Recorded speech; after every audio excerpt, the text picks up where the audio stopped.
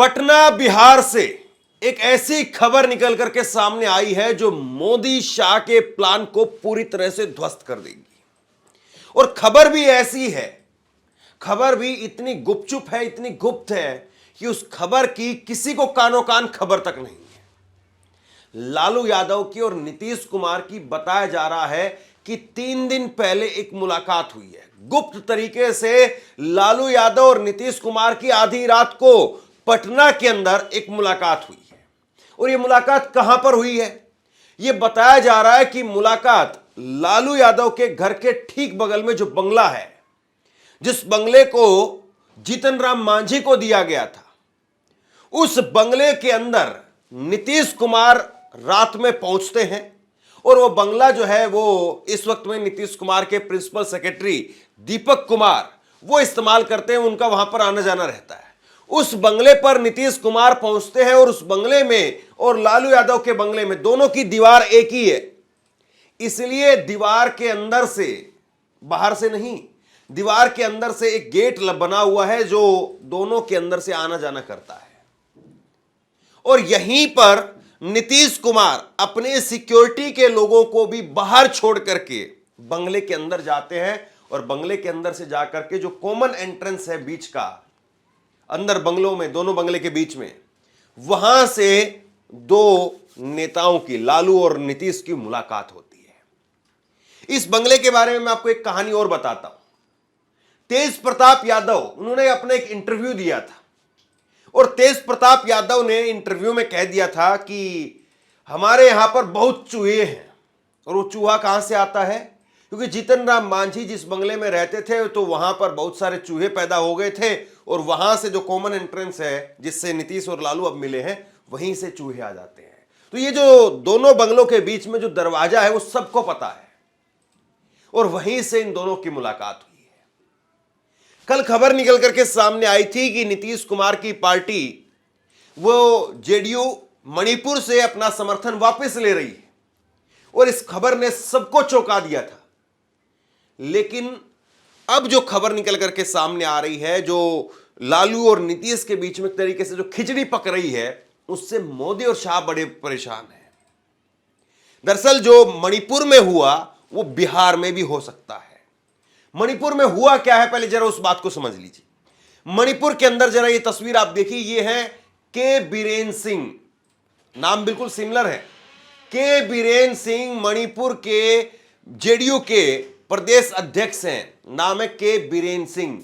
और दूसरी तरफ मणिपुर के मुख्यमंत्री हैं जिनका नाम है एन बीरेन सिंह, भाजपा के मुख्यमंत्री एन बीरेन सिंह। के बीरेन सिंह और एन बीरेन सिंह दोनों एक ही समुदाय से आते हैं, लेकिन के बीरेन सिंह, जेडीयू के नेता के बीरेन सिंह, उन्होंने कहा कि जिस वक्त में हम इंडिया अलायंस के अंदर थे, हमारे 6 में से 5 विधायकों को भाजपा ने तोड़ लिया और 5 विधायकों को भाजपा ने तोड़ करके बीजेपी के अंदर शामिल करा दिया। और जो 5 विधायक भाजपा की तरफ से तोड़े गए, जिसको लेकर के जेडीयू ने स्पीकर को चिट्ठी लिखी थी, लेकिन स्पीकर को लिखी गई चिट्ठी पर आज तक अमल नहीं हुआ। और यह सब कुछ तब हुआ था जब वो इंडिया अलायंस के अंदर थे। बाकायदा उन्होंने अपनी इस लेटर हेड में सारा विवरण दिया है कि क्यों वो समर्थन वापस ले रहे हैं भाजपा से। उन्होंने कहा कि जब हम इंडिया अलायंस के अंदर थे तब ये सारा घटनाक्रम हुआ, हम वापसी से एनडीए में आ गए, लेकिन हमारे विधायक वापस नहीं आए। अभी भी हमारे 5 विधायक भाजपा के खेमे में ही हैं। एक विधायक हमारा है और वो विधायक भी अब विपक्ष के खेमे में बैठेगा। हम समर्थन वापस ले रहे हैं। अब जरा पटना वापस चलिए। पटना के अंदर लोकसभा के स्पीकर ओम बिरला, उनका 2 दिन पहले एक दौरा होता है और पटना के अंदर अलग अलग राज्यों के, तमाम राज्यों के विधानसभा के स्पीकर, उनका भी सम्मेलन था और वहां पर लोकसभा के स्पीकर को भाषण देना था, ओम बिरला साहब को। और ओम बिरला साहब के इस सम्मेलन के अंदर वहां पर गेस्ट के तौर पर नीतीश कुमार भी आमंत्रित थे, लेकिन नीतीश कुमार लोकसभा स्पीकर ओम बिरला के इस सम्मेलन में नहीं पहुंचते हैं। अब इसके पीछे वजह क्या है? इसके पीछे वजह है नीतीश कुमार के 12 सांसद। नीतीश कुमार के पास में 12 सांसद हैं, लेकिन वो 12 सांसद कब तक और कहां तक रहेंगे उनके साथ में, यह अपने आप में बड़ा सवाल है। नीतीश कुमार दरअसल चार नेताओं की चौकड़ी में फंसे हुए दिखाई देते हैं। और ये चार नेता कौन कौन है? ये बिहार के अंदर पटना में दो नेता हैं, दो चौधरी हैं, अशोक चौधरी और विजय चौधरी। और दिल्ली के अंदर जिनके तार जुड़े हुए हैं उसमें दो नेता हैं, लल्लन सिंह और उसके साथ में संजय झा। ये चार नेता हैं जिनके बीच में, जिनके चुंगल में इस वक्त में आप कह सकते हैं कि नीतीश कुमार ऐसे फंसे हुए हैं कि वो कोई फैसला ले ही नहीं पा रहे हैं। संजय झा ने अभी जो बिहार का सबसे बड़ा एक तरीके से आप कह सकते हैं कि दही चूड़ा का जो कार्यक्रम होता है, दही चूड़ा का कार्यक्रम दिल्ली के अंदर संजय झा ने रखा अभी 14 जनवरी को, एक हफ्ते पहले। और संजय झा जेडीयू के, नीतीश कुमार की पार्टी के कार्यकारी अध्यक्ष हैं। लेकिन कार्यकारी अध्यक्ष जब दिल्ली के अंदर दही चूड़ा का कार्यक्रम देते हैं, वो कार्यक्रम बनाते हैं यहां पर, तो नीतीश कुमार उस कार्यक्रम में नहीं पहुंचते हैं। उस कार्यक्रम के अंदर पूरे लाव लश्कर के साथ में अमित शाह पहुंचते हैं। कमाल की बात है ना। जेडीयू का दही चूड़े का कार्यक्रम है और उसमें राष्ट्रीय अध्यक्ष नहीं आ रहे हैं, नीतीश कुमार नहीं आ रहे हैं, कार्यकारी अध्यक्ष पार्टी दे रहे हैं। दिल्ली के अंदर एक सीट पर नीतीश कुमार की पार्टी चुनाव भी लड़ रही है। दिल्ली में पूर्वांचली बिहारी का जो वोट है वो अपने आप में बेहद निर्णायक है। लेकिन नीतीश कुमार यहां पर नहीं पहुंचे। यहां पर अमित शाह पहुंचते हैं और अमित शाह न केवल पहुंचे वहां पर, बल्कि काफी देर तक अमित शाह यहां पर बैठे रहे।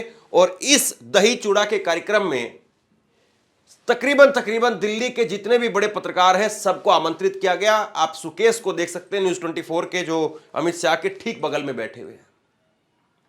तो ये जो सारे घटनाक्रम, ये सारे डॉट डॉट हैं, उनको अगर आप मिलाएंगे तो फिर अपने आप में एक तस्वीर, बड़ी तस्वीर जो है वो निकल करके सामने आती है कि क्या वाकई बिहार का जो चुनाव होगा, इस चुनाव में जो खेमे अभी दिखाई दे रहे हैं, नीतीश बीजेपी का एक खेमा, लालू और कांग्रेस का एक खेमा, और दूसरी तरफ आप देखेंगे तो जिसमें प्रशांत किशोर है, उनका ना जाने क्या रोल रहेगा, क्या वो सीट लेकर के आते नहीं आते हैं। तो ये जो सारे खेमे हैं, क्या इसी तरीके से रहेंगे या कुछ इनमें अभी डिस्टर्बेंस होना बाकी है? एक बड़ी बात जो निकल करके सामने आती है वो ये है कि बिहार में बीजेपी आज तक कभी अपनी सरकार नहीं बना पाई, लेकिन इंडिया अलायंस जब सब कुछ नीतीश कुमार को यहां पर बनाने के लिए तैयार था, प्रधानमंत्री का फेस भी बनाने की बात चल रही थी, उसके बावजूद नीतीश कुमार उस तरफ गए थे।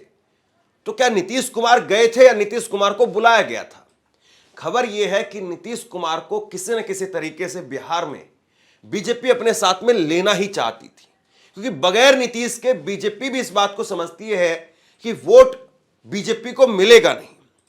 और दूसरी बड़ी बात यह है कि नीतीश कुमार के साथ में जिस तरीके से अल्पसंख्यक वोट है, यानी मुसलमानों का वोट है, और मुसलमान भी वहां पर इस बात को समझते हैं कि बीजेपी को अगर कोई रोक रहा है तो नीतीश कुमार है।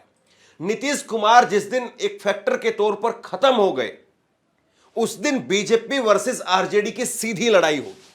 और बीजेपी और आरजेडी की सीधी लड़ाई के अंदर फिर ध्रुवीकरण में सारा एक तरफ वोट चला जाएगा, और नीतीश कुमार जो एक बीच का पिलर बनकर के, एक सेंटर पिलर बनकर के काम करते हैं, और नीतीश कुमार कभी इस तरफ और कभी उस तरफ जाने का काम करते हैं, तो ऐसे में बीजेपी के आने की जो संभावना है नीतीश कुमार के रहते हुए, जो अभी तक ना के बराबर है, क्योंकि बीजेपी आज तक कभी सरकार बना नहीं पाई।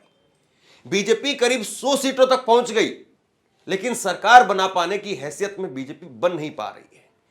बीजेपी करीब करीब 20 से 30 सीटें या 40 सीटें हमेशा सरकार बनाने से कम रह जाती है। लेकिन अगर लालू और नीतीश अगर एक साथ आ जाते हैं तो फिर एक तरफा वोट जाएगा, और वो एक तरफा वोट बीजेपी को उस हैसियत पर, उस कंडीशन पर ला करके खड़ा कर देगा कि बीजेपी मुश्किल से फिर 40 सीटों पर आ पाएगी। तो ऐसे में लालू और नीतीश का इस वक्त में जो मुलाकात का सिलसिला, या यूं कहें कि नए साल पर लालू यादव ने नया ऑफर दिया, हमारे दरवाजे नीतीश कुमार के लिए खुले हुए हैं, नीतीश कुमार को हमने पहले भी माफ किया था, फिर माफ कर देंगे। और यह कहना फिर तेजस्वी यादव की तरफ से कि नई साल में नई सरकार बनाएंगे। क्या इन दोनों के बीच में कोई विरोधाभास है? क्या इन दोनों के बीच में कुछ ऐसा है कि लालू और नीतीश दोनों एक साथ आना चाहते हैं, लेकिन उसमें तेजस्वी यादव बड़ी भूमिका निभा रहे हैं, तेजस्वी यादव उसमें वीटो पावर लगा रहे हैं। मुझे लगता है कि ऐसा नहीं है। अगर आप लालू यादव का परिवार देखेंगे तो ऐसा नहीं कि लालू यादव पूरी तरह से नेपथ्य में चले गए हैं, लालू यादव की कोई सुन नहीं रहा है, ऐसा नहीं है। लालू यादव आज भी इस स्थिति में है और कम से कम इस चुनाव तक इस स्थिति में जरूर रहेंगे कि वो बिहार के अंदर कैसे क्या होगा उस बात को तय कर रहे हैं। चेहरा जरूर तेजस्वी यादव का है, लेकिन रणनीति नीति वो अभी भी लालू यादव की है। अब ऐसे में तेजस्वी यादव क्या वाकई उनकी वजह से मेल नहीं हो पा रहा है? दरअसल मेल इस बात को लेकर के फिलहाल अभी दूर दिखाई देता है, क्योंकि नीतीश कुमार अपने सांसदों को लेकर के और अपने विधायकों को लेकर के आशंकित है। नीतीश कुमार को लगता है कि कहीं ऐसा ना हो कि 4 नेताओं की चौकड़ी के अंदर जो उनको फंसा करके रखा गया है, जिसमें 2 पटना में 2 दिल्ली में, तो कहीं ऐसा ना हो कि एक झटके में उनके विधायक भी तोड़ दिए जाए और उनके सांसद भी तोड़ दिए जाए, और इन 4 नेताओं की चौकड़ी में से ही बिहार में कोई एकनाथ शिंदे बना दिया जाए और कोई अजीत पवार बना दिया जाए और उसके बाद में खेल खत्म कर दिया जाए। ये सारे समीकरण, ये सारी बातें इस वक्त में जो चल रही है, उससे गुजरात लॉबी, यूं कहें कि मोदी शाह की लॉबी, वो पटना को भली भांति देख भी रही है और भांप भी रही है। और अब सवाल यही है कि क्या वाकई पटना में चुनाव से पहले कोई बड़ा उलटफेर होगा? क्या यह कहा जा सकता है कि नहीं, ये सिर्फ कयासबाजी है, ऑल इज वेल? तो मुझे लगता है कि ऑल इज वेल तो नहीं है, लेकिन कब होगा, क्या होगा, कैसे होगा, और ये दोनों की मुलाकात, और उसके पहले यहां पर नीतीश कुमार जो पहला झटका दे रहे हैं, ट्रायल के तौर पर एक झटका दे रहे हैं, क्या उसी तरीके से कोई बड़ा झटका और कोई ऐसी बड़ी खबर अचानक से एकदम से पटना से, बिहार से निकल करके सामने आएगी? सवाल ये है।